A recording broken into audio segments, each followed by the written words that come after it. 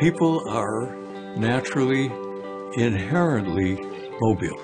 And yet, for 100 years, we had been told that the only way to communicate was over a pair of wires that kind of leashed you to your desk, that tied you to your home when you wanted the freedom to be everywhere. And that is the nature of what communications ought to be. Portable means freedom.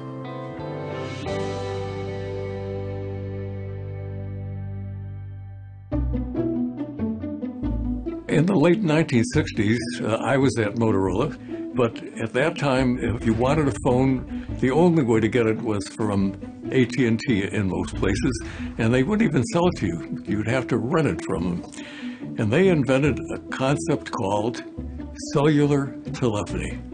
They announced that they were going to set people free. They were going to cut the wire.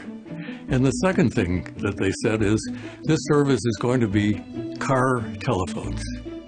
As a vehicle drives from one cell to another, advanced electronic equipment automatically transfers the call by telephone line to another cell without the caller knowing it. That's when I had the idea of, why don't we build a cellular system that's the way it ought to be, that's personal, portable.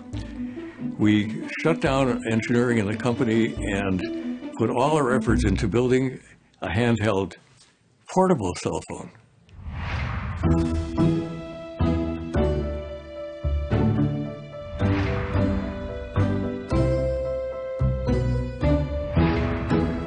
On April 3rd, 1973, we actually demonstrated the system in New York.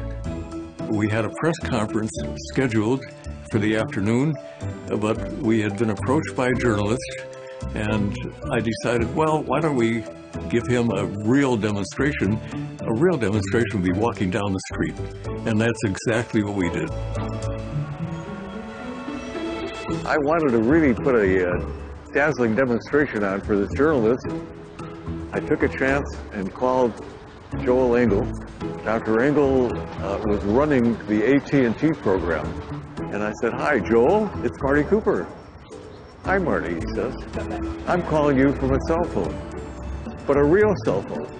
Personal, handheld, portable cell phone. There was silence at the other end of the line. To this day, Joel doesn't remember that call, and I'm not sure I blame him. This is an exact model of the very first cell phone. There were only two phones in existence at that time. The biggest issue in that first call, we didn't know it was going to be historic in any way at all. We were only worried about one thing. Is the phone going to work when we turn it on?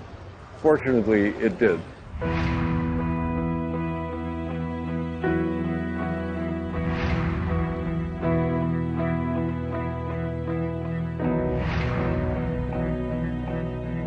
We never could have predicted what has happened to the technology over the years since we created that first cell phone. Now, the modern smartphone is a technological marvel. It really is incredible, all the stuff that is squeezed into that cell phone. But I'm not very happy with it. A part of it is because we think that we can make a smartphone that does all things for all people, and yet we know that it doesn't do any of those things perfectly. So we've still got a ways to go.